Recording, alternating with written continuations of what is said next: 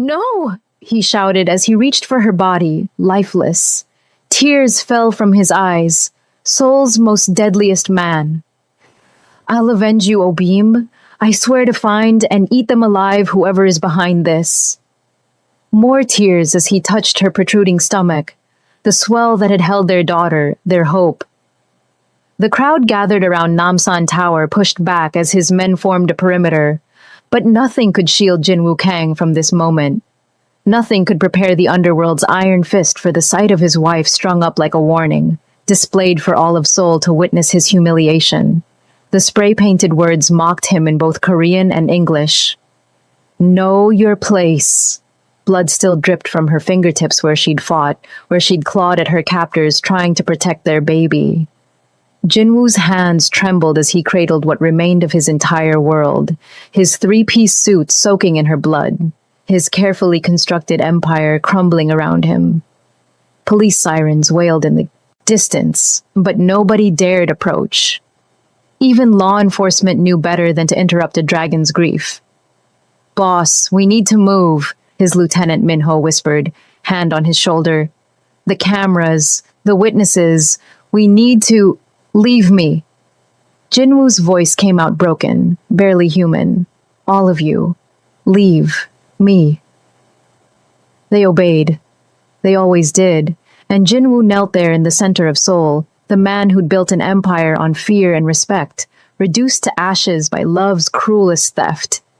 He pressed his forehead against Amara's, whispering promises in Korean, in English, in the private language only they shared. Promises of blood, promises of vengeance, promises that would burn the city to the ground if that's what it took. If you want to see how far a man will go for love, how deep vengeance can cut, hit that subscribe button now because this story doesn't hold back. Drop a like if you're ready for this journey, and comment below what you'd do if someone took everything from you. Now, let's rewind and see how we got here, because Amara Davis wasn't just Jinwoo's wife. She was the light that found him in darkness. 6 months earlier, the community center in Itaewon buzzed with afternoon energy. Kids laughed, music played, and Amara Davis moved through it all like sunshine given human form. Her natural hair was pulled back in a colorful wrap, her sundress flowing as she demonstrated a dance move to a group of teenagers trying to follow along. She was 3 months pregnant then, barely showing, but glowing with a kind of joy that made everyone around her smile.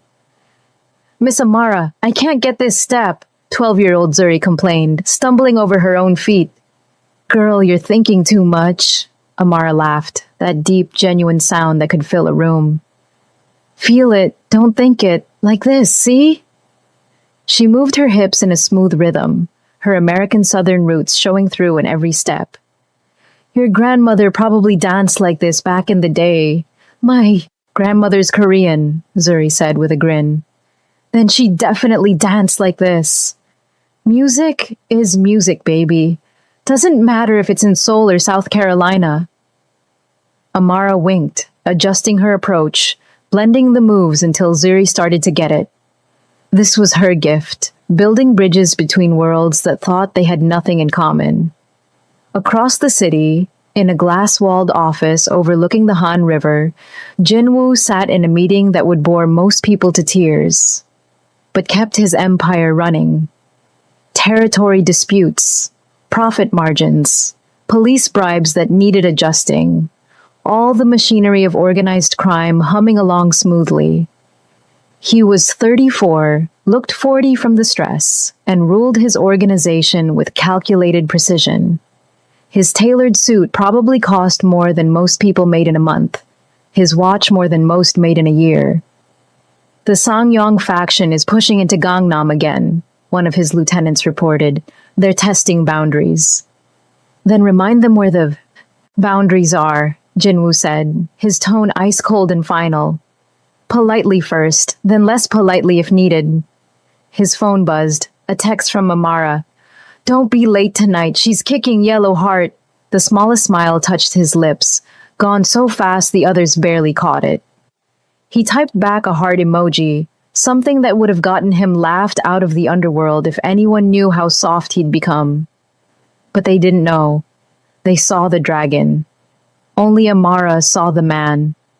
The meeting dragged on another hour, but Jinwoo's mind kept drifting to that text, to the impossible miracle of the life they'd built. Nobody thought it would work. A black woman from Atlanta who'd moved to Seoul to teach English, and a Korean crime boss who'd inherited his father's empire at 19.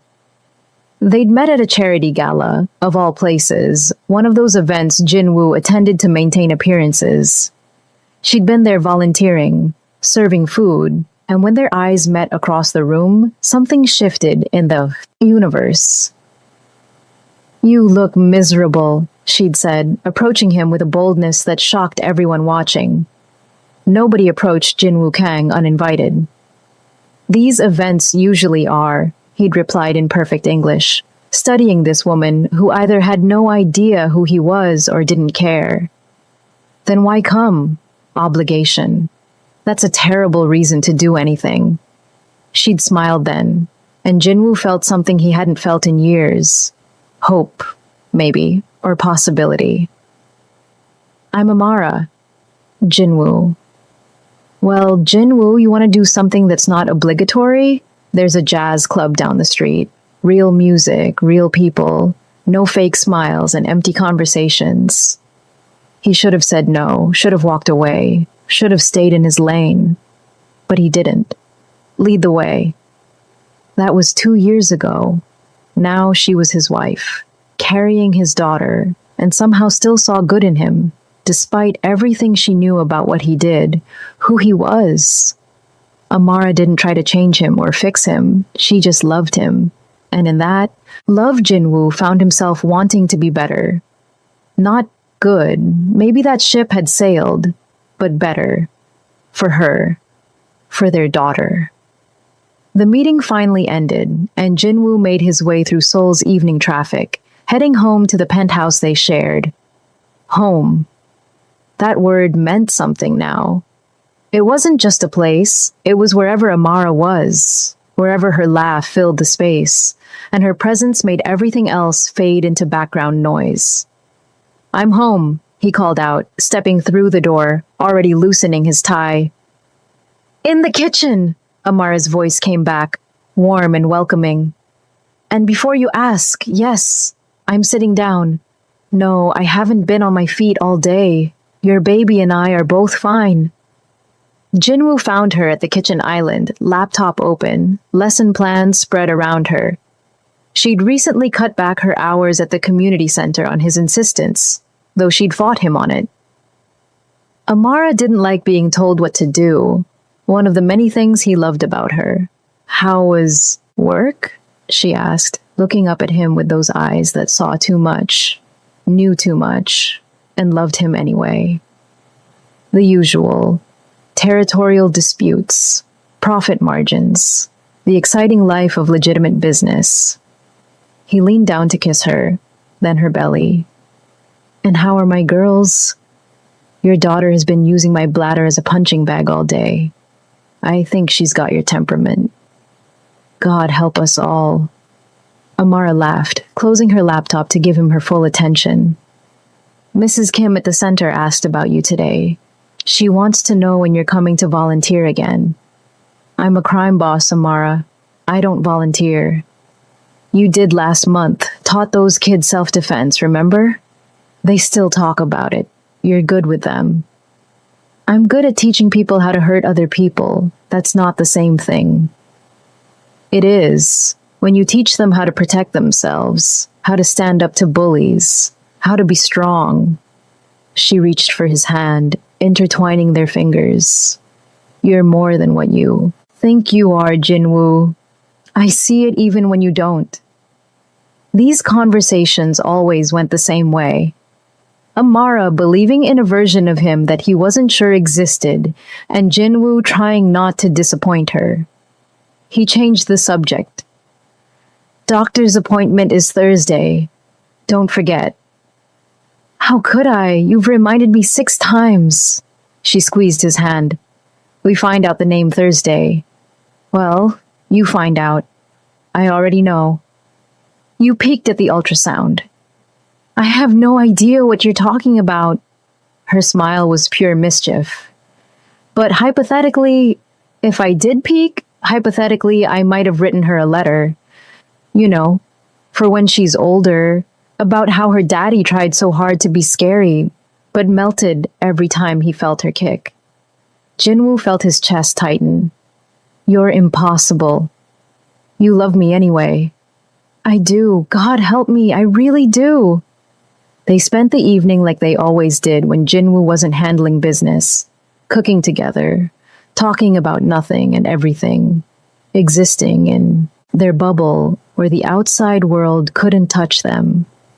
It was in these moments that Jinwoo let himself believe in normal, in a future where maybe he could step back from the empire, where maybe their daughter could grow up without the weight of his legacy crushing her. But the outside world always finds a way in, and 3 days later, that world shattered everything. Amara left the community center just after 4 in the afternoon. The session had run long because the kids were practicing for a talent show, and Amara never cut things short when they were excited about something. Zuri had finally nailed that dance routine, and the pride in her face made every extra minute worth it. See you tomorrow, Miss Amara, Zuri called out, waving from the entrance.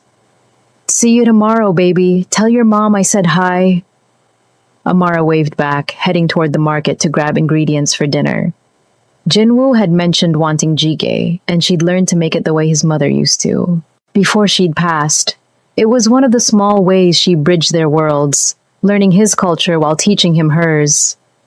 The market was crowded, vendors calling out specials, the smell of street food mixing with fresh produce and fish. Amara loved this chaos, so different from the strip malls of Atlanta, but alive in a way that made her feel connected to the pulse of the city. She stopped at her regular vegetable vendor, an elderly woman who always gave her extra because the baby needs nutrients. Mrs. Park, you're too kind, Amara protested as the woman added another bunch of greens to her bag. Nonsense. You take care of our children at the center. We take care of you. That's how it works. Amara paid, chatted for a few more minutes about the upcoming talent show, then continued through the market. She didn't notice the van circling the block, didn't see the men tracking her movements, communicating through earpieces, coordinating. She was thinking about dinner, about the doctor's appointment tomorrow, about what color to paint the nursery.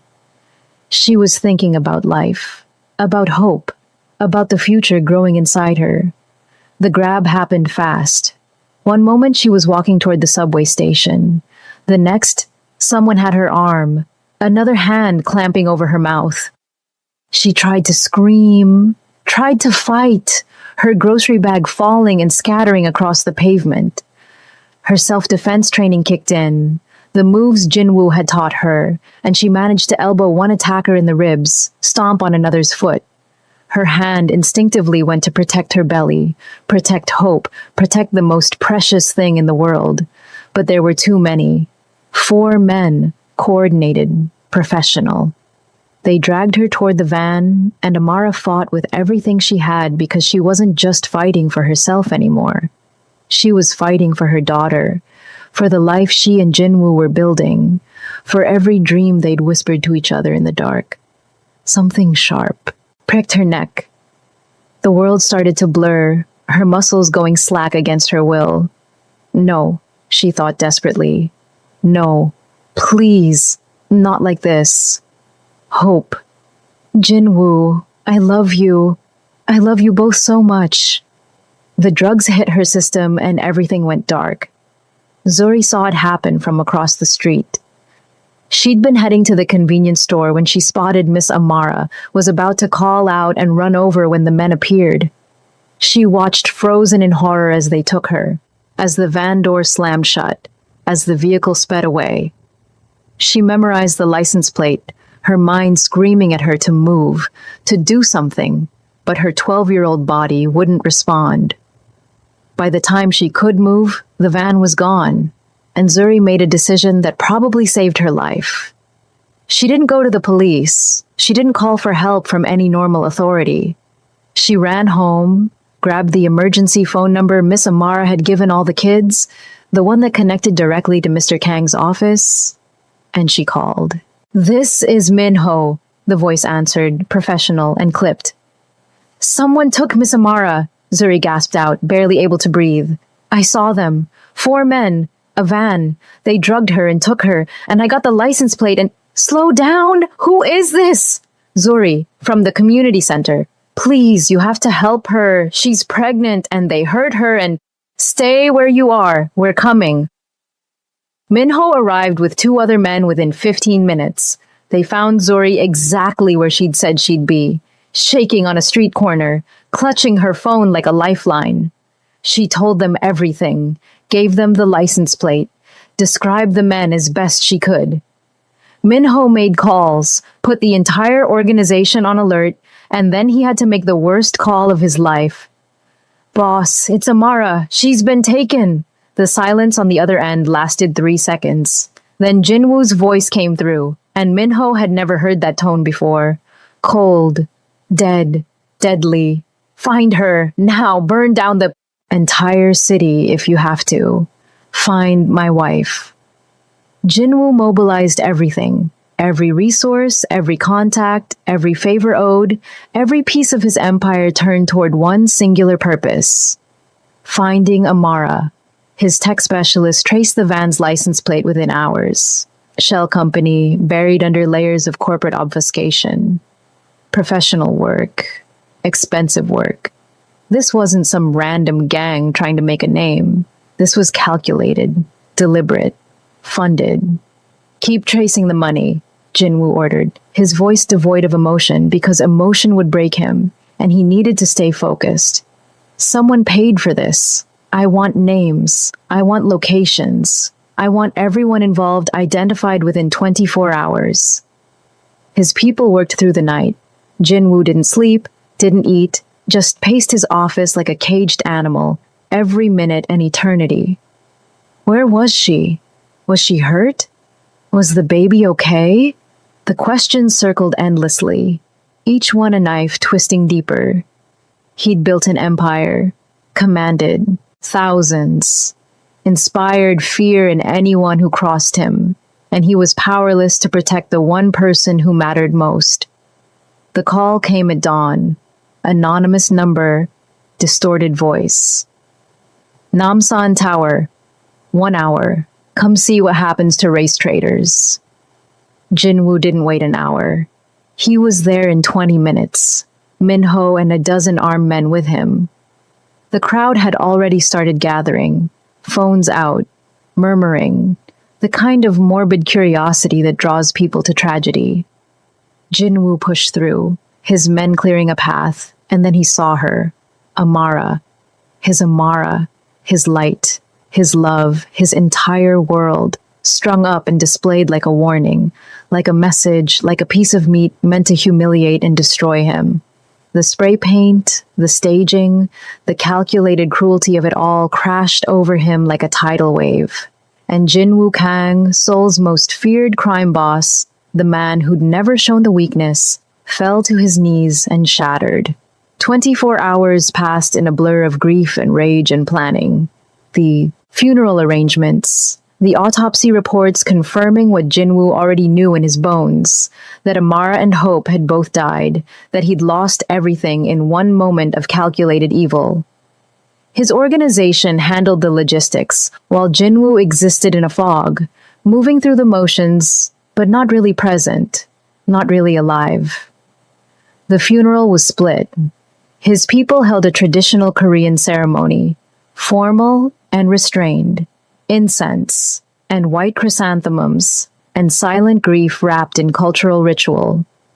The suit Jinwoo wore felt like a costume. The condolences he accepted felt like mockery. The entire process felt like performance, when all he wanted was to scream. Amara's community held their own service the next day.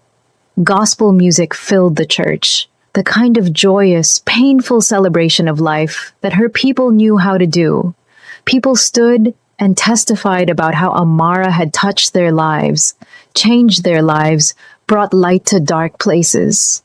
They sang and cried and praised and mourned, And Jinwoo sat in the back row watching this outpouring of love for his wife, this community she'd built, this world she'd created that he was only peripherally part of. Gloria Davis, Amara's mother, found him after the service. She was a small woman with her daughter's eyes, eyes that now held nothing but accusation and unbearable pain. "She'd be alive if she'd never met you," Gloria said, her voice shaking with rage and grief. "My baby would be planning a nursery right now, not lying in the ground. You brought death to her, you and your world and your violence." Jinwoo had no defense because she was right. Everything she said was absolutely right. "I'm sorry," felt pathetic, inadequate, insulting. So he said nothing, just stood there and absorbed every ounce of her pain because he deserved it. He deserved worse. "I hope your revenge destroys you," Gloria continued, tears streaming down her face. "I hope you find whoever did this, and I hope it costs you everything. Because that's what you cost me, everything." She walked away, and Jinwoo remained standing there, surrounded by people who'd loved Amara, who saw him as the reason she was gone. They weren't wrong. If she'd never met him, never fallen for a criminal, never entered his dangerous world, she'd be alive. She'd be teaching at the community center, planning for Hope's arrival, living the beautiful life she deserved. Instead, she was dead because she'd loved him, and that truth was more brutal than any punishment Gloria could wish on him. That night, alone at Amara's grave while rain poured down and the city slept, Jinwoo made his vow. He knelt in the mud, rain soaking through his clothes, and pressed his hand against the fresh headstone. "I'll avenge you, Obim, both of you. I swear on everything I am. Everything I have, I will find them. I will make them suffer. I will make them regret the day they ever touched you. And I will not stop until every single person involved in taking you from me is dead." The rain mixed with his tears, and Jinwoo Kang, who hadn't cried since his father's funeral, who'd built an empire on being untouchable, shattered completely. He stayed there until dawn, whispering to his wife and daughter, making promises he intended to keep even if it killed him. Especially if it killed him. Because what was the point of living in a world without Amara? Without hope? Without the future they'd been building together? But the dead don't answer. The rain kept falling, and Jinwoo eventually stood, walked back to his car, and began the process of becoming the instrument of vengeance he'd promised to be. 3 days after the funeral, Zuri appeared at his compound. His guards tried to turn her away, but she pushed past them, desperate and terrified and demanding to see Mr. Kang. She'd been staying with her aunt since Amara's death, barely sleeping, jumping at every sound, consumed by fear and guilt and the weight of what she'd witnessed. Minho brought her to Jinwoo's office, where he sat surrounded by files, surveillance footage, financial records, every piece of information his people could gather about Amara's murder. He looked like he'd aged 10 years in a week, his eyes hollow, his face gaunt, the vibrant man Amara had loved replaced by something cold and deadly. "I saw them," Zuri said before anyone could speak. "The ones who took Miss Amara. I have the license plate. I can identify the van. And yesterday someone tried to grab me too. A man followed me from school, tried to get me in a car. I ran, but they know I'm a witness and they're coming for me." Jinwoo looked at this child, this brave, terrified child who'd loved his wife, and something shifted in the fog of his grief. Amara would want Zuri protected, would want her safe, would never forgive him if he let anything happen to her. "You'll stay here," Jinwoo said, his voice rough from disuse. "Under my protection.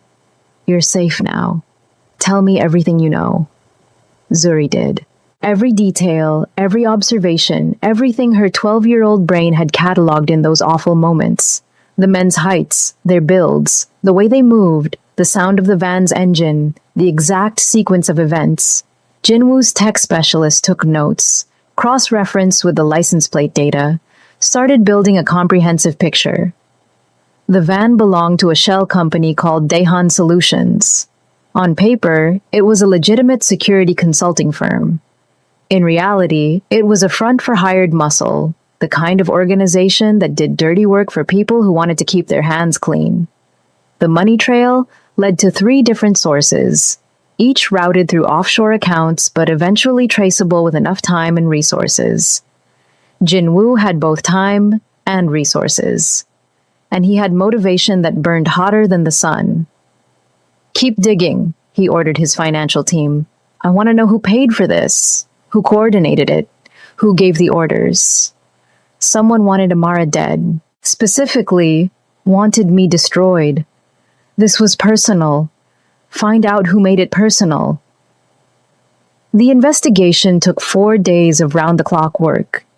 His people traced financial transactions across 6 countries, hacked corporate servers, bribed officials, called in every favor owed.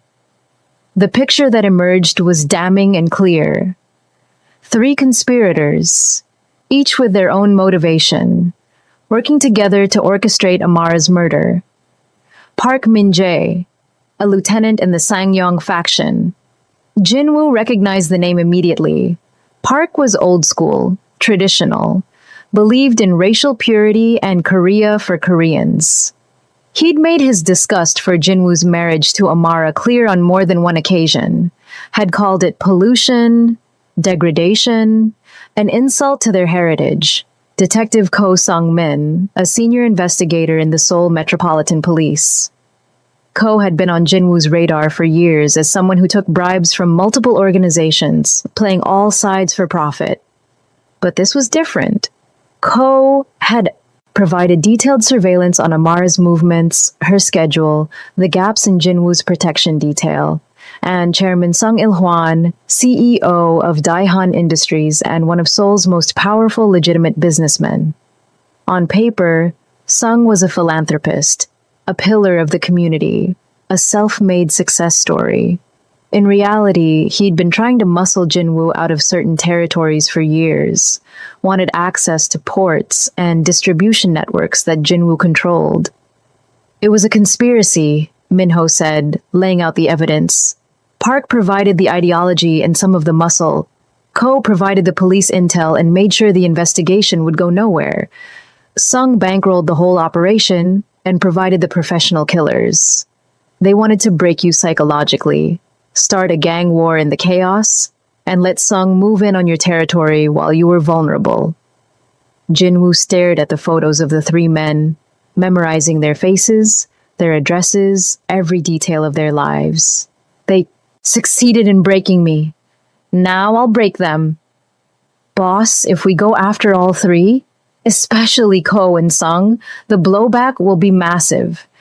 Police, politicians, media will be exposed in ways we've never... I don't care. Jinwoo's voice was ice and death. They killed my wife, my daughter. They displayed Amara like a trophy to humiliate me. I will make them pay for every second of suffering they caused. I will make them regret being born, and I will do it publicly so everyone knows what happens when you touch my family. What about Zuri? Jinwoo looked toward the room where they'd set up the girl, where she was trying to do homework and pretend her world hadn't collapsed. She stays protected, maximum security. If I fall, she gets everything. All my legitimate assets, enough money to build whatever life she wants. But I'm not falling until they're all dead. The plan took shape over the next 2 days. Start with Park, the most accessible target. Use his death to send a message and flush out the others. Then Ko, leverage the chaos to expose his corruption. Finally, Sung, the hardest target, but the most satisfying kill.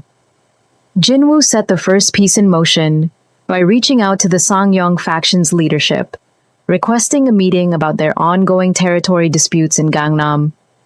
Make it look like he was trying to negotiate, to find peace, to move past recent troubles. The kind of meeting that happened regularly in their world. Nothing suspicious. The Sangyong boss, an older man named Cho, agreed readily. He probably thought Jinwoo was weakened by grief, ready to make concessions. He was wrong. The meeting took place in a warehouse in Incheon, neutral ground, both sides armed but theoretically there for peace talks. Jinwoo walked in with Minho and two other trusted men, facing Cho and five of his people, including Park Min-jae. The lieutenant stood to Cho's right, smug confidence radiating off him, probably thinking he'd gotten away with it. "Thank you for agreeing to meet," Jinwoo said, his tone cordial and professional. "I think we can find mutually beneficial solutions to our territorial overlap." "I'm glad you're being reasonable," Cho replied, gesturing for everyone to sit. "These disputes benefit no one. Better to find accommodation." They discussed territory for 15 minutes, Jinwoo playing the role of grieving widower, trying to focus on business, trying to move forward. Park said nothing, just watched with barely concealed contempt. Jinwoo could feel the hatred rolling off him in waves, the disgust, the sense of superiority. "Before we finalize anything," Jinwoo said, pulling a folder from his briefcase, "I need to address a personal matter. My wife was murdered 2 weeks ago. Perhaps you heard about it." The temperature in the room dropped 10 degrees. Hands moved subtly toward weapons. Cho nodded carefully. "A tragedy. You have our condolences." "Do I?" Jinwoo's gaze locked on Park. "Because I have evidence suggesting someone in your organization was directly involved in her murder." Cho's face went carefully blank. "That's a serious accusation." "It's a fact." Jinwoo opened the folder, spread documents across the table. Bank records showing payments from Park Min-jae to Daehan Solutions. Communication logs between Park and Detective Ko Sung-min coordinating surveillance on my wife. Transaction histories proving Park helped finance the hit. All very thorough, all very damning. Park's hand moved toward his gun, but Jinwoo was faster. He had his weapon out and aimed before Park cleared leather, the distinctive click of the safety coming off loud in the sudden silence. "I wouldn't," Jinwoo said, his voice utterly calm. "You'll be dead before you finish the draw." "Boss," Cho started, but Jinwoo cut him off. "Your lieutenant orchestrated the murder of my pregnant wife because he disagreed with my choice of spouse. Because his bigotry was more important than human life. Because he thought a black woman had no right to love a Korean man, had no right to carry a Korean child." Jinwoo stood slowly, gun never wavering. "I'm here as a courtesy to you, to your organization. I'm giving you a choice. Hand him over for justice or protect him and face the consequences. War with me, war with everything I can bring to bear. Your choice." The room held its breath. Jinwoo could see Cho calculating, weighing loyalty against survival, tradition against pragmatism. Park was a good soldier, had been with the organization for years. But he wasn't worth going to war over. Not for this. Not against Jinwoo Kang when he had nothing left to lose. "Park," Cho said finally, his voice heavy with resignation. "Put your weapon on the table. Now." "Boss, you can't be serious. This is about maintaining—" "Put your weapon on the table." Park complied slowly, his face twisted with rage and disbelief. "She was polluting our bloodlines, a black woman with a Korean man, breeding mongrels into our heritage, destroying everything." Jinwoo shot him. Center mass, the sound deafening in the enclosed space. Park stumbled back, shock replacing rage, blood spreading across his expensive shirt. Jinwoo shot him again, and again. Methodically, each shot placed with precision, until his weapon clicked empty and Park lay dead on the concrete floor, blood pooling around his body. Jinwoo reloaded calmly, the mechanical action soothing in its familiarity. "Anyone else have opinions about my family?" he asked the room, his voice eerily calm as he holstered his weapon. Silence, not even breathing. Everyone in that warehouse understood they were in the presence of something dangerous, something that had been unleashed and wouldn't stop until it was satisfied. Good, Jinwoo said. Now, about that territory dispute. I believe we can reach an agreement. They finalized the deal in 10 minutes, Cho eager to repair their relationship to distance his organization from Park's actions. Jinwoo got concessions he never would have gotten before, territory and profit shares that heavily favored him, the price of blood. As he left the warehouse, Minho fell into step beside him. That was risky, boss. If Cho had protected Park, he wouldn't. He's a businessman first, a gangster second. Park was a liability the moment I showed that evidence. Jinwoo got into his car, feeling nothing. No satisfaction, no relief, no sense of justice. Just cold, empty determination. 1 down, 2 to go. And I want everyone to know about this. I want Ko and Sung to hear what happened. I want them scared. Word spread through Seoul's underworld within hours. Jinwoo Kang had executed Park Min-jae for his wife's murder, had done it publicly, had made it clear this was personal vengeance that wouldn't stop until everyone involved was dead. The message was received. The hunters became the hunted. Detective Ko heard about Park's death before the body was even cold. He was at his desk in the police station when the call came. One of his informants in the Sangyong organization delivering the news in a panicked whisper. Ko's hand trembled as he hung up, his mind racing through options and none of them good. Jinwoo Kang was coming for him. The evidence about Park would lead to evidence about Ko's involvement. And Ko was a cop, which meant he couldn't hide in the underworld, couldn't call on gang protection without exposing himself further. He was trapped. Ko made a decision born of panic and self-preservation. He called Chairman Sung, the man who'd orchestrated this whole nightmare, the man who'd promised it would be clean and untraceable. Kang knows, Ko said without preamble. He knows about all of us. Park is dead. We need to run. Calm down, Sung's voice came back, smooth and controlled. Kang is emotional, lashing out. He has no real evidence against us. He had enough evidence to execute Park in front of witnesses. He's not stopping, Then we eliminate the other witnesses. The girl who saw the abduction, she's the key. Without her testimony, he has nothing concrete against us. Ko felt sick. You want to kill a child? I want to survive. And so do you. Unless you'd prefer to confess and spend the rest of your life in prison? Sung paused, letting that sink in.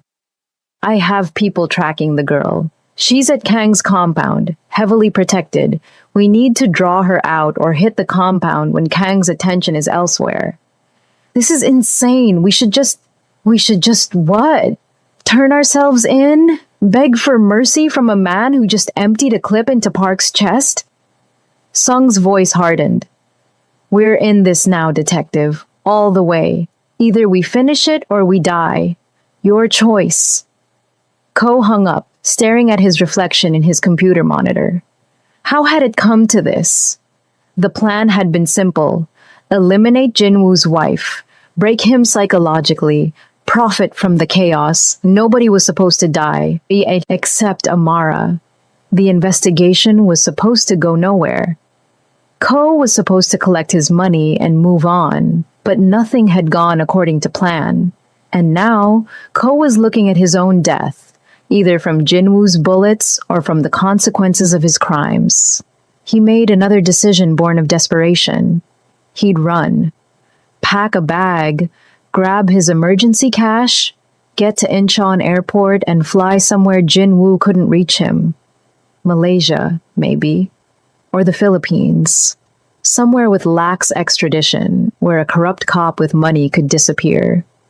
He left the station early, claiming illness. Went home to his apartment in Gangnam, started throwing clothes and documents into a duffel bag. His hands shook the whole time, adrenaline and fear making him clumsy. He'd leave tonight, catch the first available flight anywhere, sort out the destination once he was safe. Ko never noticed the car parked across the street, never saw the men watching his apartment, tracking his movements, reporting back to Jin-woo. He was too panicked, too focused on escape, too blind to see the trap closing around him. Jin-woo received the report while having dinner with Zuri at the penthouse. The girl had been quiet since arriving, traumatized by everything she'd witnessed, struggling to process the loss of Miss Amara and the violence swirling around her. Jin-woo had tried to make her comfortable, set up a room with everything she might need, but he wasn't good at this, wasn't good at caring for children or providing comfort.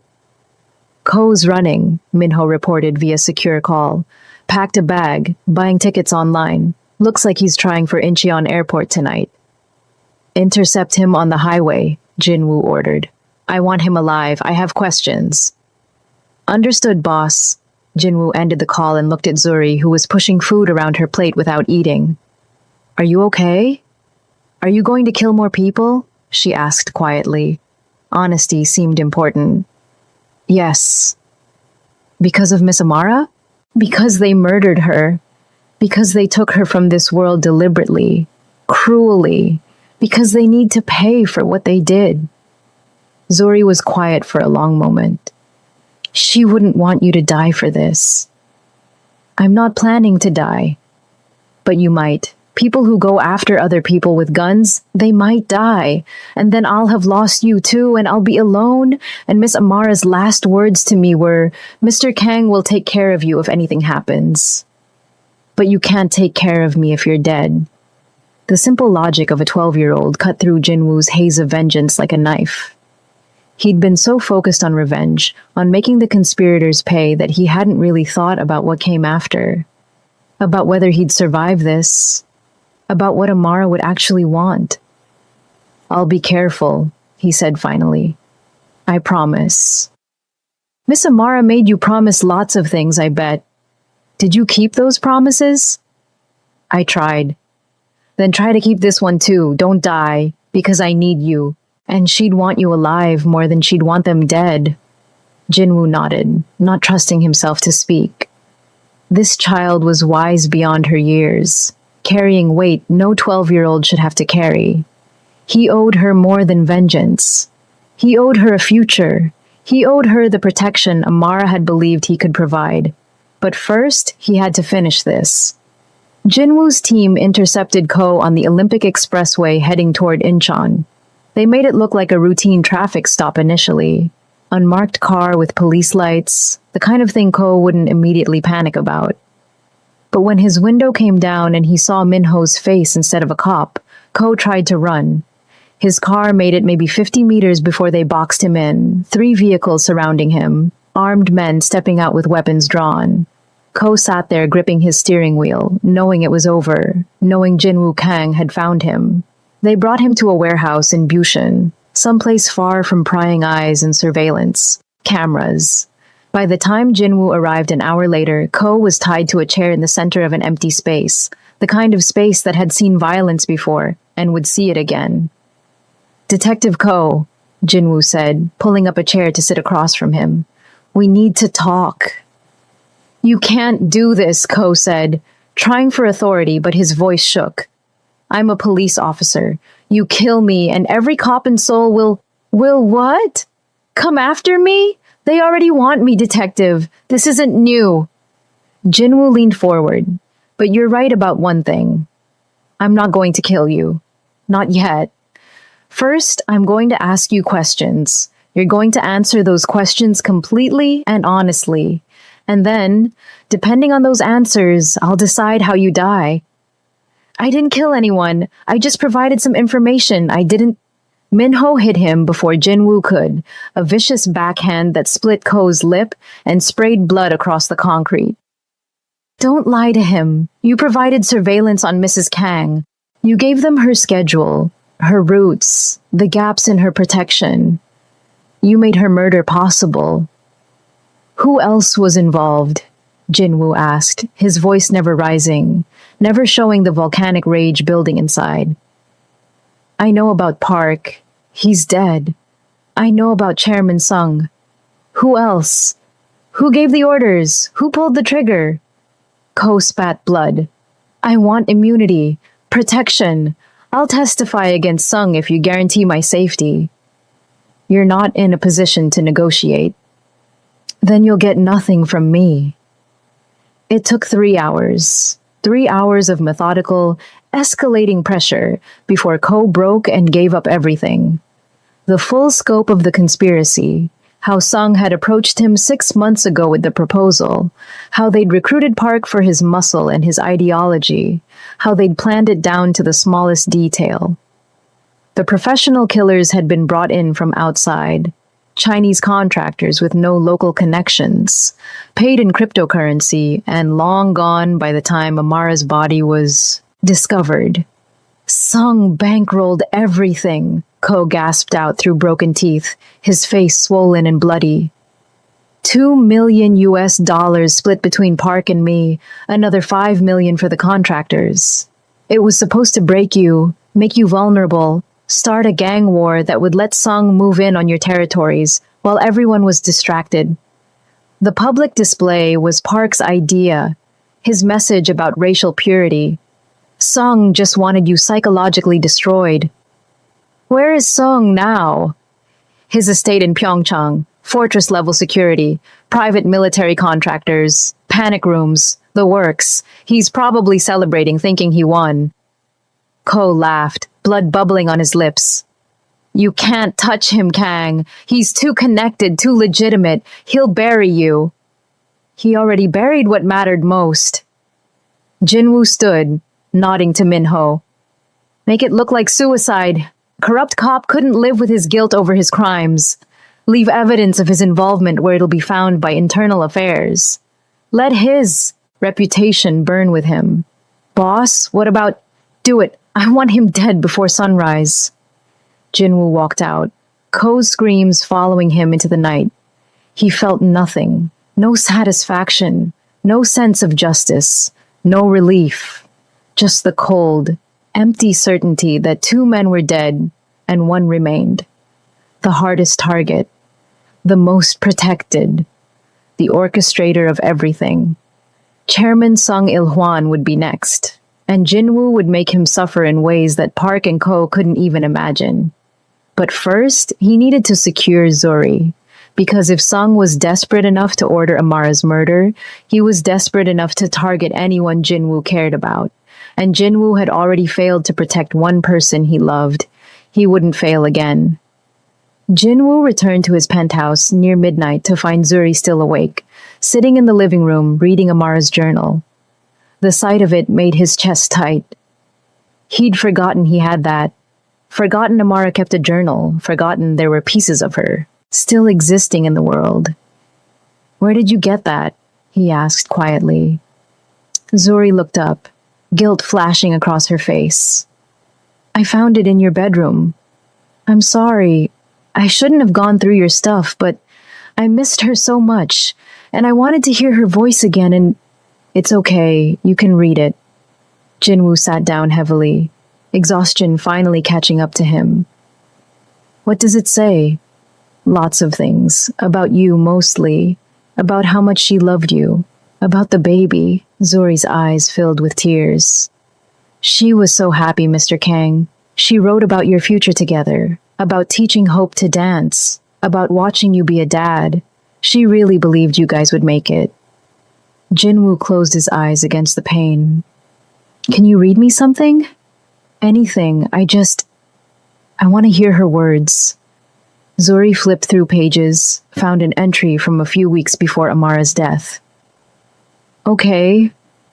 This one's from last month. She writes, Jinwoo asked me today what I wanted for our anniversary. I told him I just wanted him. All of him.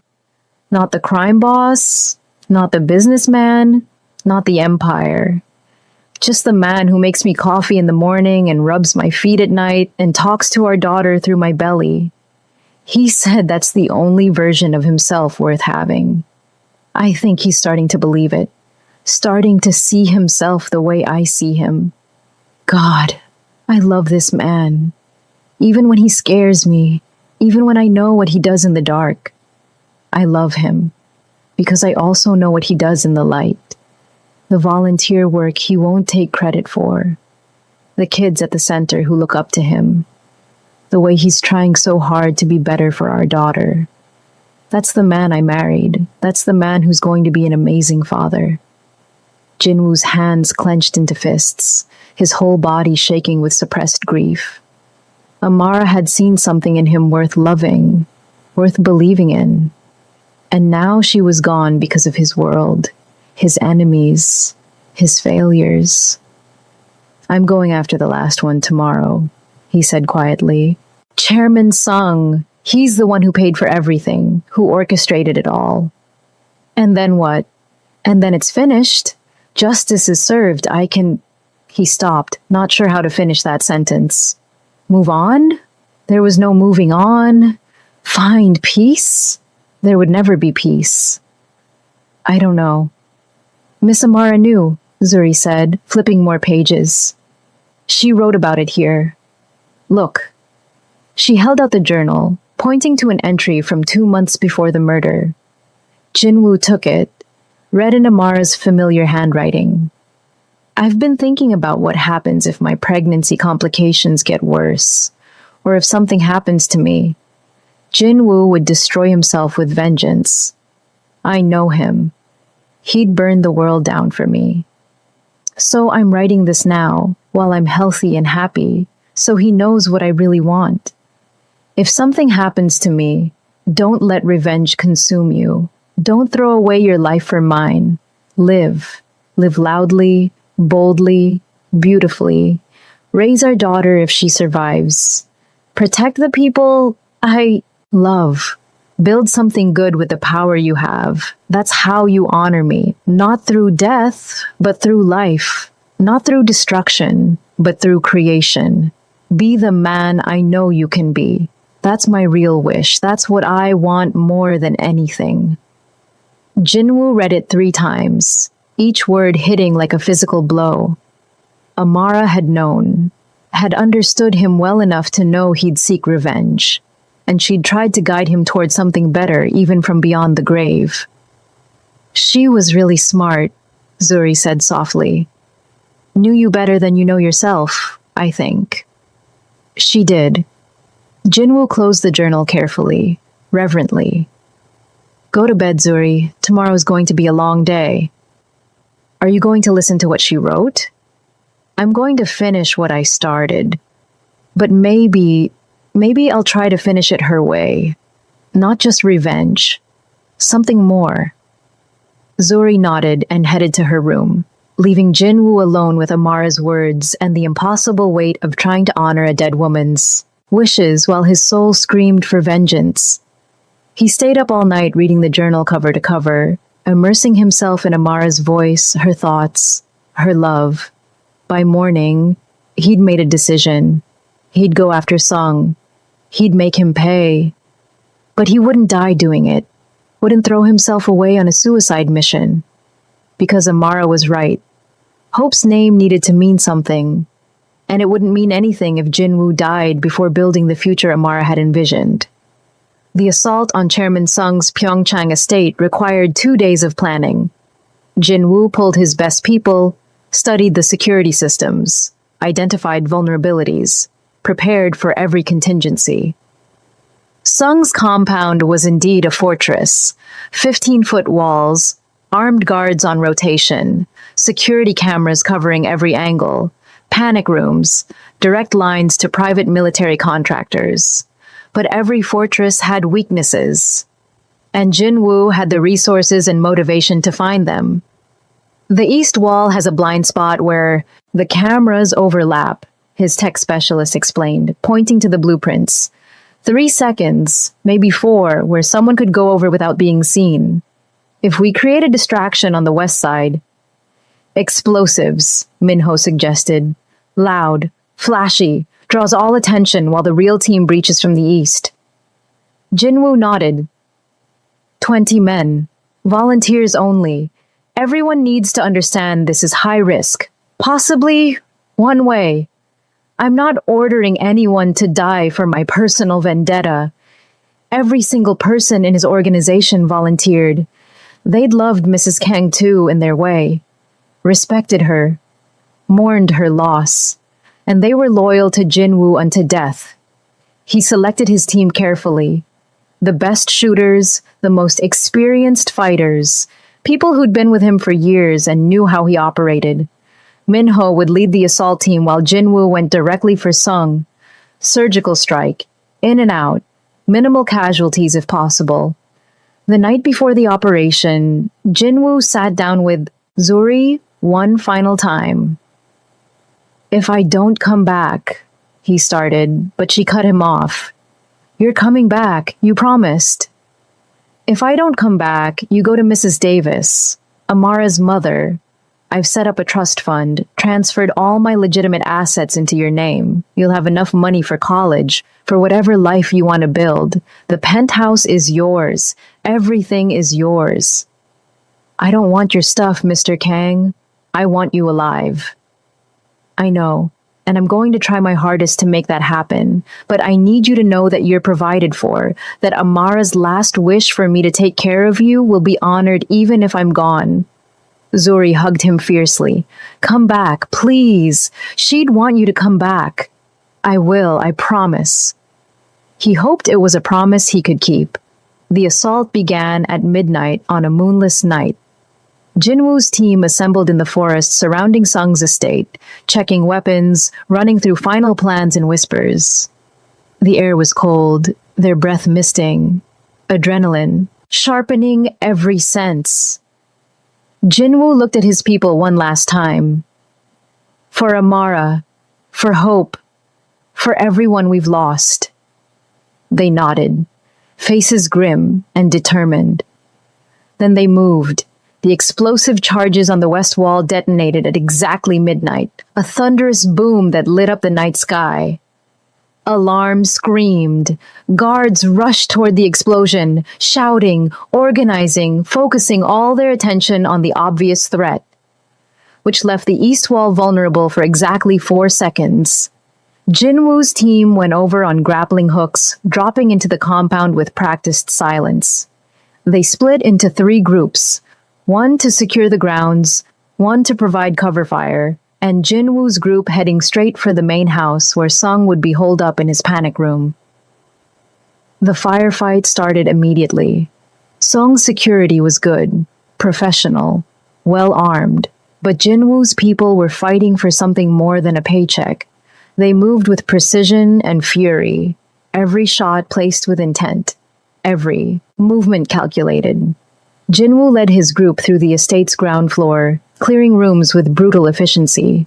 They encountered resistance at every turn, guards appearing from doorways, taking cover behind furniture, the air filling with gunfire and the acrid smell of cordite. Minho took a bullet to the shoulder, cursed, kept fighting. Another of Jinwoo's men went down, then another. The cost kept climbing, but they pushed forward, driven by momentum and rage and the knowledge that turning back meant Amara's death went unanswered. They reached the stairs to the 3rd floor where intelligence suggested Sung's panic room was located. More guards, better positioned, fighting desperately to protect their employer. The stairwell became a kill zone, bullets sparking off marble and wood, bodies falling on both sides. Jinwoo fought like a man possessed, every shot precise, every movement economical. He'd been in firefights before, but never like this. Never with this singular focus. He had to reach Sung. Everything else was just obstacles in the way.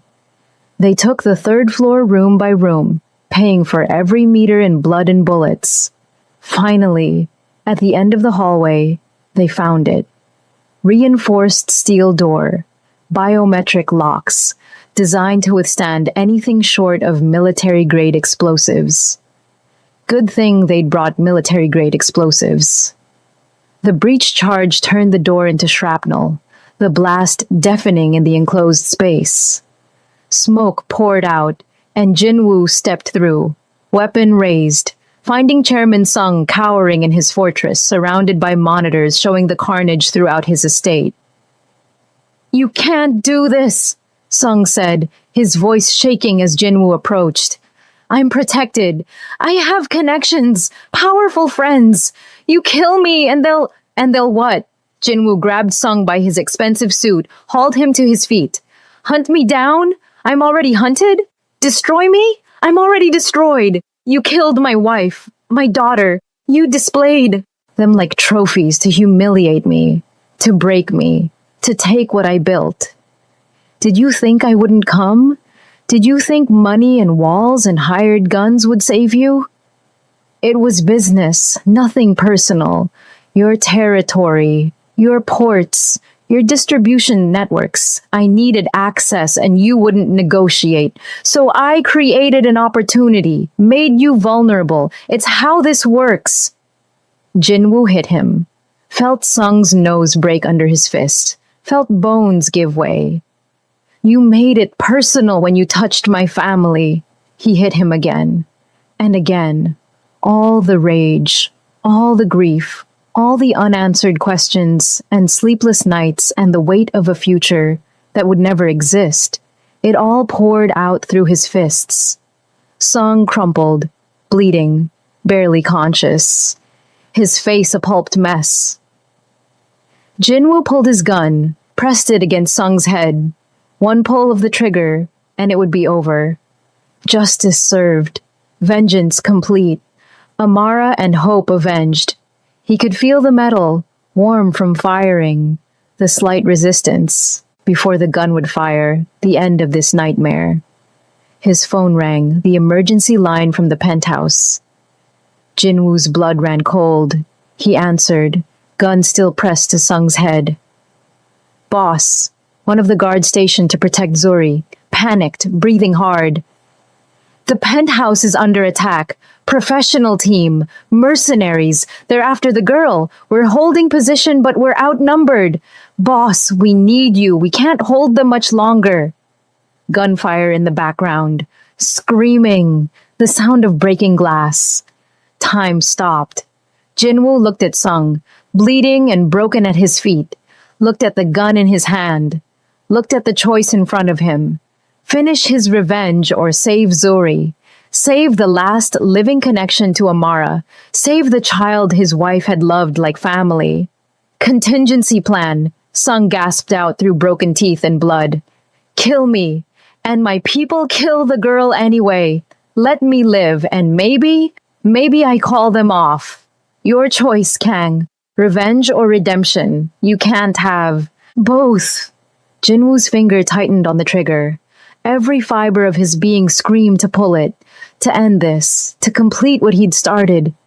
Sung deserved to die, deserved to suffer, deserved everything Jinwoo wanted to do to him and worse.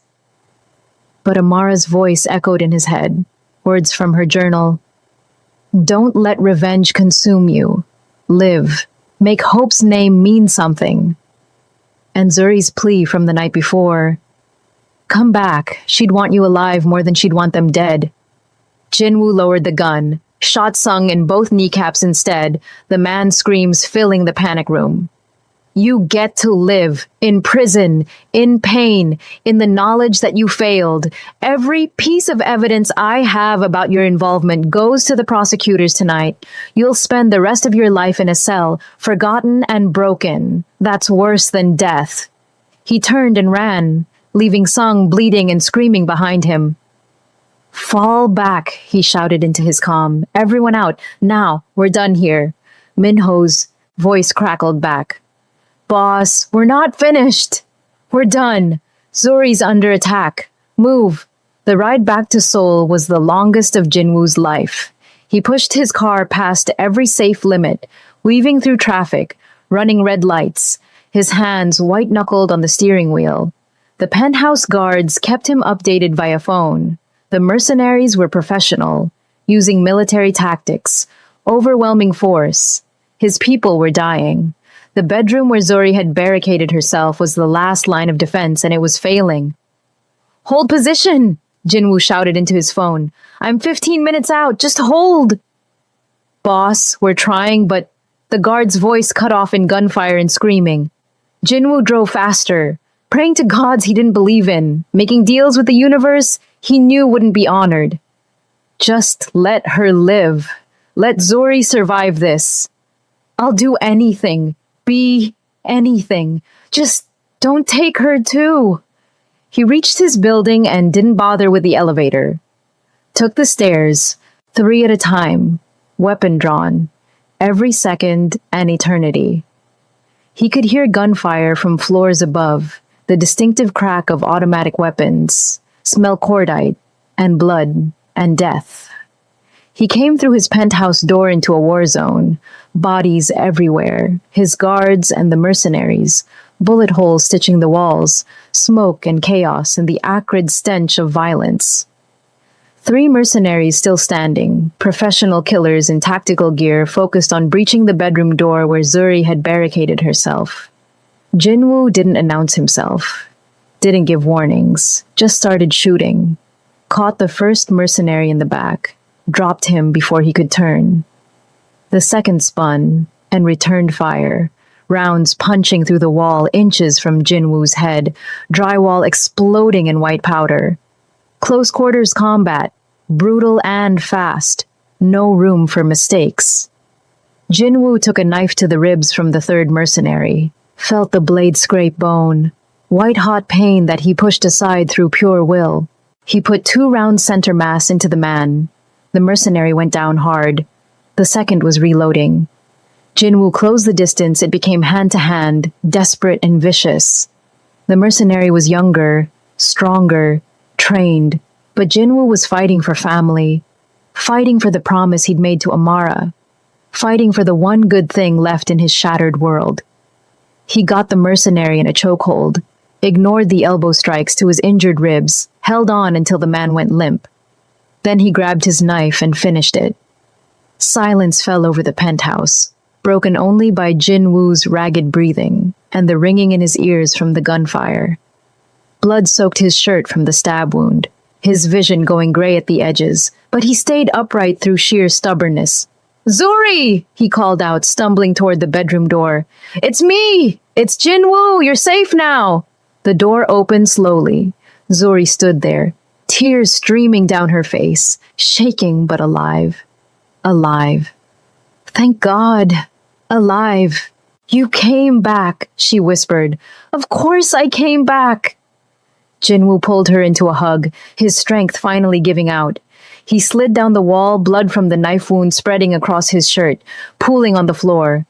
"I promised Amara I'd protect you. I keep my promises." "You're hurt. I'll be fine. Just need a minute." His vision was tunneling now, shock and blood loss catching up to him. "Call Minho. Tell him to send cleanup crews. And medical. Probably need medical." "Don't you dare die on me, Mr. Kang." "Not planning to." Jinwoo's eyes started to close, consciousness slipping away like water through his fingers. "Tell Mrs. Davis. Tell her I chose right. Tell her Amara would be proud. I chose you. I chose the future instead of revenge." That's what she would have wanted. He passed out before he could hear Zuri's response, before paramedics arrived, before the full weight of the night's events could settle. In unconsciousness, he dreamed of Amara. She was holding Hope, their daughter, with Amara's eyes and his cheekbones, both of them smiling at him with impossible love. "You did good," Dream Amara said, her voice warm and proud. "You chose right. I'm so proud of you." "I didn't finish it. Sung's alive. He's going to walk free. He's going to prison for the rest of his life. The evidence you collected, the testimony you secured, that's justice. Real justice, not just revenge." She stepped closer, Hope giggling in her arms. "We can't stay, my love, but we're okay. We're together, and we're waiting for you whenever you're ready. Take your time. Live a full life. Make it mean something. Make Hope's name mean something. I love you. I miss you so much."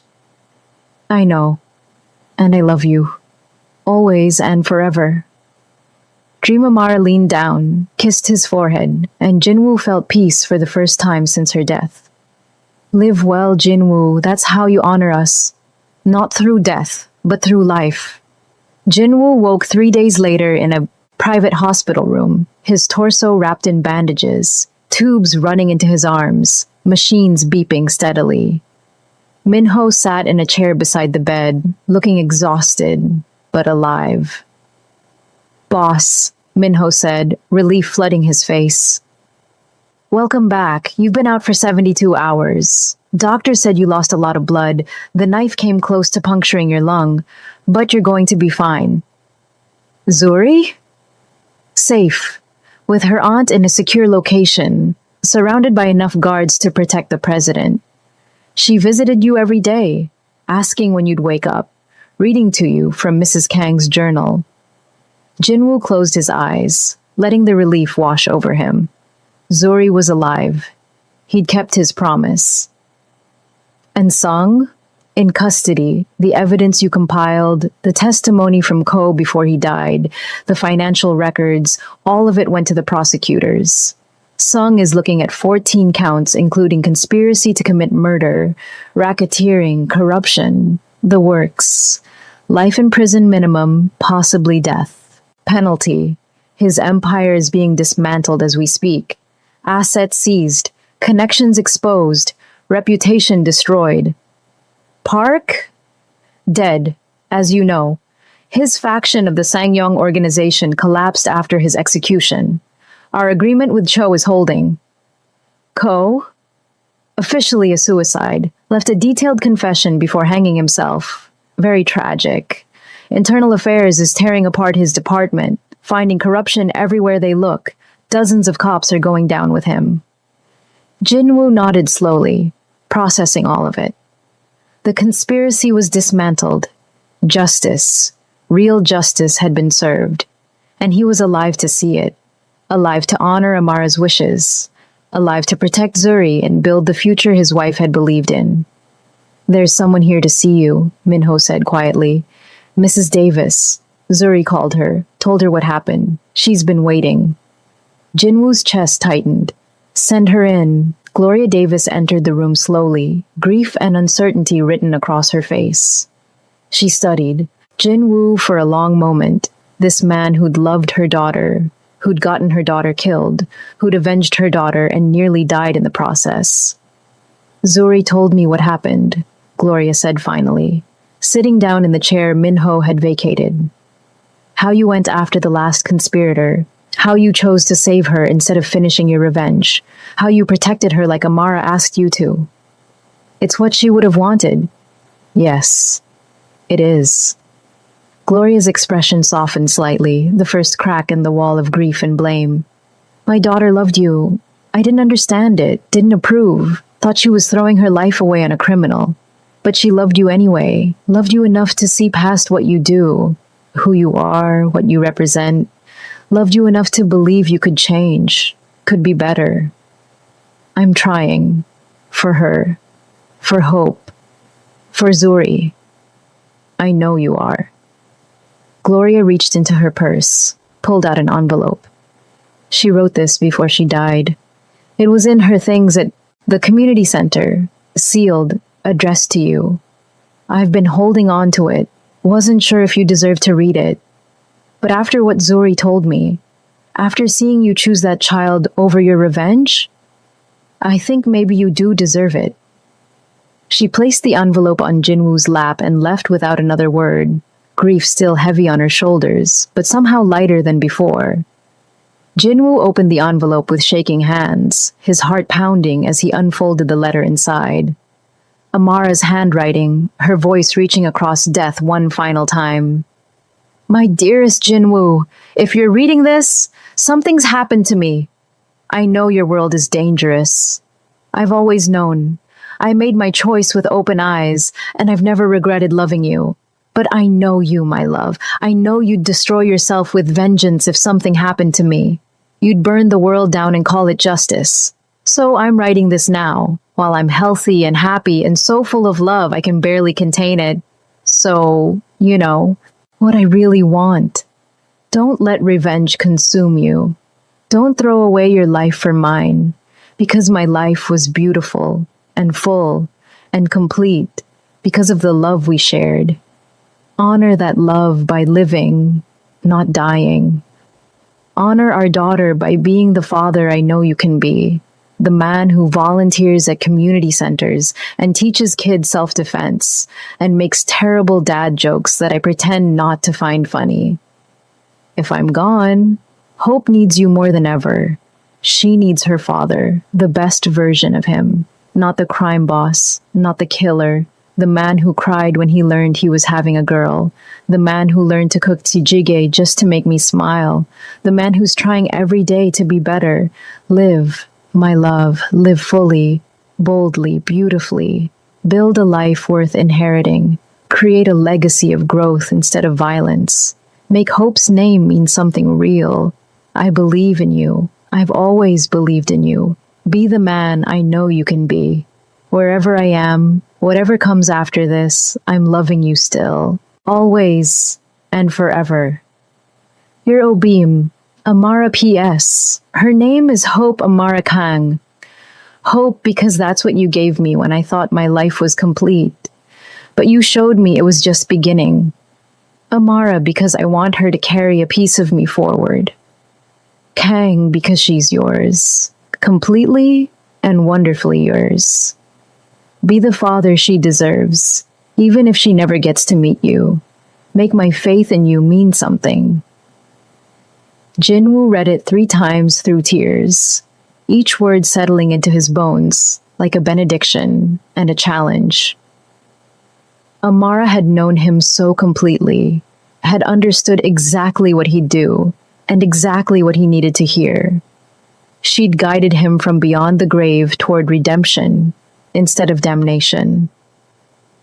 He folded the letter carefully, held it against his chest, and made a vow. Not a vow of vengeance this time, a vow of life, of growth, of becoming the man Amara had believed he could be. 6 months passed. Chairman Song was convicted on 14 counts and sentenced to life in prison, without possibility of parole. His vast empire was dismantled, his assets seized, his name forever synonymous with corruption and murder. He'd spend the rest of his days in a cell, forgotten and broken, exactly as Jinwoo had promised. Park Min-jae was dead and largely forgotten, a cautionary tale about the costs of bigotry and violence. Detective Ko's death had sparked massive reforms in the Seoul Police Department, dozens of corrupt officers exposed and arrested, the whole system shaken and rebuilt. Jinwoo stepped back from active leadership of his criminal organization. Not completely, not all at once, but gradually, transferring power to Minho and other trusted lieutenants, while he rebuilt his life around Amara's final wishes. He established the Hope Foundation, dedicated to supporting at-risk youth in Seoul, providing education, mentorship, and opportunities for kids from all backgrounds, regardless of race or class. The community center where Amara had volunteered became the foundation's headquarters. Jinwoo funded renovations, hired staff, created programs for everything from art to athletics to academic tutoring. He showed up every week to volunteer, teaching self-defense classes, mentoring kids who reminded him of himself at that age, angry and lost, and needing someone to believe in them. Zuri became a regular fixture in his life. She'd moved in with her aunt, but spent weekends at Jinwoo's new apartment, a modest place without the bloodstains and trauma of the penthouse. They developed an unlikely bond, this grieving crime boss and the 12-year-old girl who'd lost her mentor. He taught her Korean, self-defense, how to navigate a world that wouldn't always be kind to her. She taught him how to smile again, how to find joy in small moments, how to honor Amara's memory by living instead of just surviving. On the 1-year anniversary of Amara's death, Jinwoo and Zuri visited the cemetery together, 2 graves side by side, fresh flowers at each, the morning sun casting long shadows across the manicured grass. I miss her every single day, Zuri said quietly, holding Jinwoo's hand. Does it get easier? No, but you learn to carry it differently. Jinwoo knelt down, placed a letter at Amara's headstone next to the flowers. You learn to let love be stronger than grief. What did you write? A promise that I'm trying every day to be the man she believed in, that I'm building something she'd be proud of, that Hope's name means something because of the life I'm living, not the life I left behind. He stood, looking at his wife's name carved in stone, at his daughter's smaller marker beside it. And that I love her, still, always, forever. They stood there in comfortable silence as the sun climbed higher, warming their faces. Two survivors learning to live with loss, learning to honor memory through action instead of rage, learning that love doesn't end with death but transforms into something else, something that can guide and heal and make broken people whole again. She would have liked this, Zuri said, gesturing to the peaceful morning, the flowers, the quiet companionship. Miss Amara always said the best revenge is living well. She was right about that. She was right about a lot of things. Are you happy? I mean, not happy exactly, that's not the right word. But are you okay? Jinwoo considered the question honestly. Was he okay? No. Would he ever be completely okay? Probably not. The loss of Amara and Hope had carved a permanent hole in his soul, a wound that would never fully heal. But he was here. He was trying. He was honoring their memory by building instead of destroying, by protecting instead of hurting, by choosing love over hate every single day. I'm getting there, he said finally. One day at a time. Some days are harder than others, but I'm trying. That's all she ever asked of me, to try. Then she'd be proud. I'm proud. And I think Hope would be proud too if she could see you.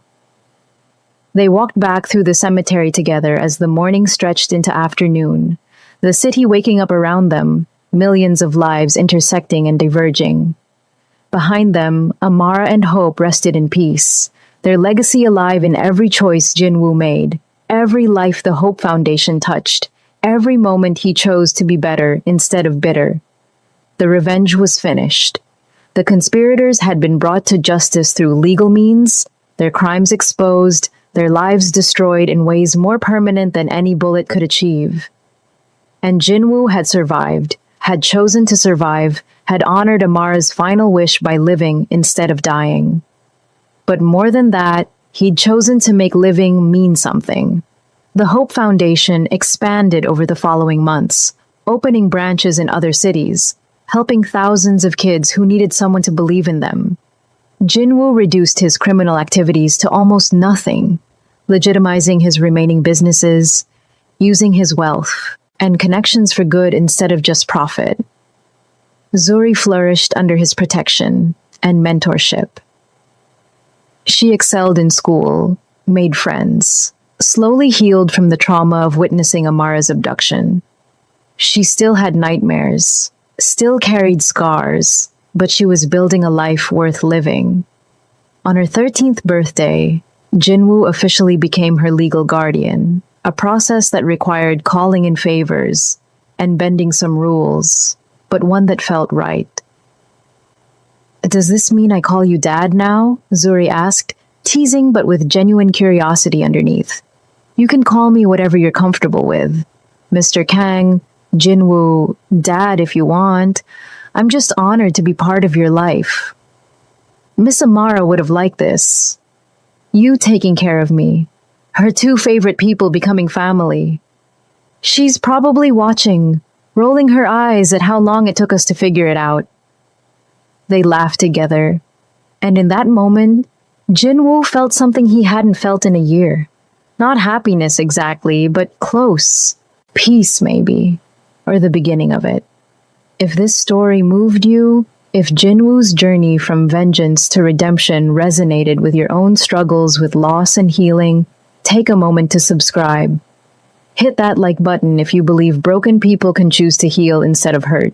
Drop a comment about someone you've lost, someone you're honoring, someone who made you want to be better. Because that's what stories like this are for, reminding us that even in our darkest moments, even when revenge seems like the only answer, love gives us another choice. 2 years after Amara's death, the Hope Foundation hosted its first annual gala, a fundraiser to expand their programs, black tie event at a five-star hotel, the kind of gathering that Jinwoo used to attend for appearances, but now genuinely cared about. Zuri was there, 15 now and poised beyond her years, helping coordinate the youth performers who'd showcase what the foundation had taught them. Gloria Davis came. She and Jinwoo had developed a cautious relationship over the past 2 years, united by their love for Amara and their shared guardianship of Zuri. They'd never be close, the wound of blame and grief too deep for that, but they'd found a way to coexist, to support each other in honoring Amara's memory. She would have loved this, Gloria said, watching kids from all over Seoul perform dance routines, spoken word poetry, taekwondo demonstrations, all of it funded by the foundation Amara had inspired. My baby always dreamed of building bridges between communities. You're doing that. You're making her dream real.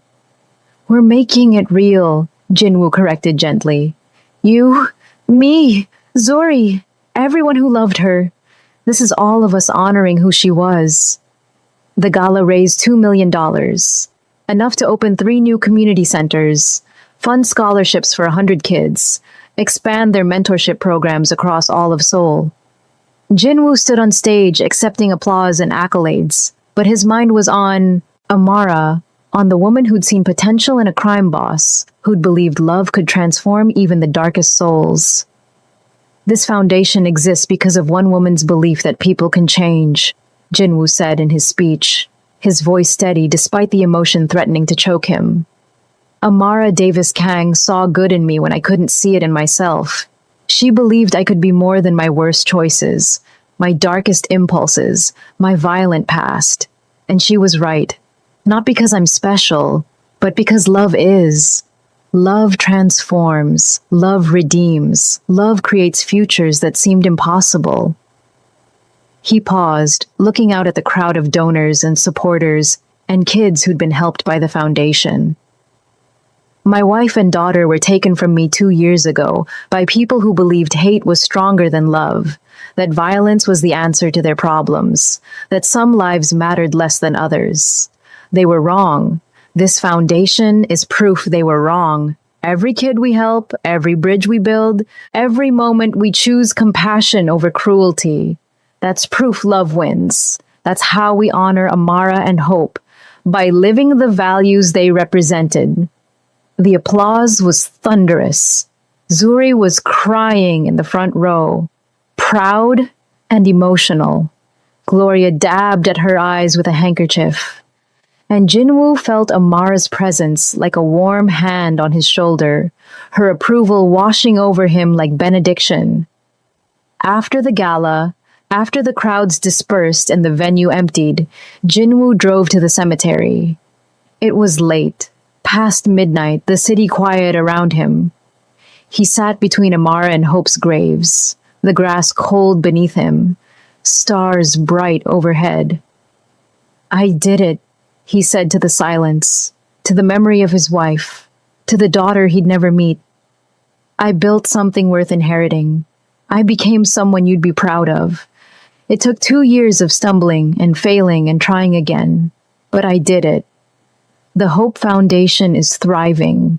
Zori's thriving. I'm okay most days. Some days are still hard, still hurt, but I'm okay. The wind rustled through the trees, carrying the scent of flowers and fresh-cut grass. Jinwoo imagined it was Amara's response, her way of saying she heard him. She was proud. She loved him still. I miss you every single day, he continued, his voice breaking. I miss your laugh, your smile, the way you'd call me out when I was being stubborn. I miss planning for Hope, imagining what she'd be like, who she'd become. I miss our future, the life we were supposed to build together. He placed fresh flowers on both graves, White lilies for Amara because they were her favorites. Pink roses for Hope because that's what he imagined she'd like. But I'm living. I'm honoring you by living fully, by making your death mean something, by ensuring Hope's name represents everything good and beautiful in this world.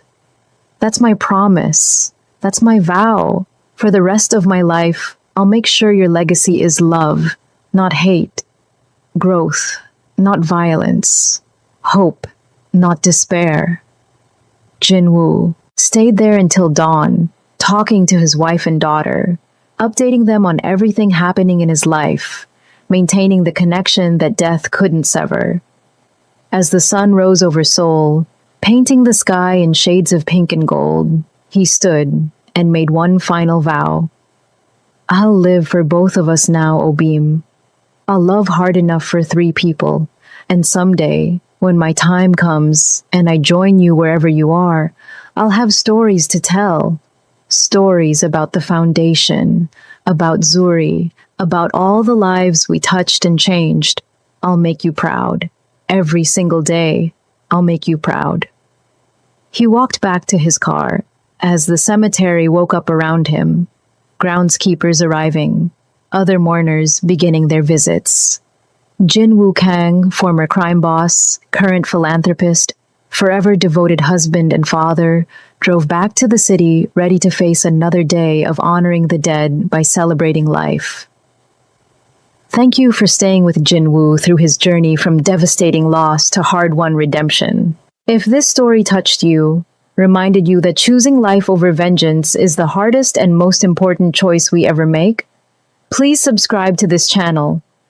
Share this story with someone who needs to hear it.